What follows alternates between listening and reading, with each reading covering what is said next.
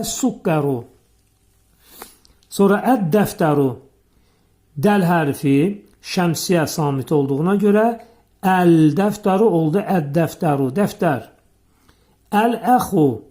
Əxu kəlməsində burada yəni həm əlifin üstündə həmzə, bu burada bizdə olacaq qəməriyyə hərfi. Bu qardaş deməkdir mənası. Ər-rasulu, yəni burada peyğəmbər deməkdir, elçi deməkdir. Ra hərfi şəmsiyə samiti olduğuna görə əl-rasulu olur, ər-rasulu. Əl-vəchu üz deməkdir. Zəf hərfi qəməriyyə hərfi olduğuna görə əl-vəchu şəklində deyiləcək. Əs-sadiqu dost deməkdir. Əl-sadiqu idi, oldu əs-sadiqu. Demək, burada sad hərfi şəmsiyə hərfidir. Əl-Qur'anu. Burada qaf hərfi qəməriyyə hərfi olduğuna görə əl-Qur'anu şəklində oxunacaq. Əs-salatu.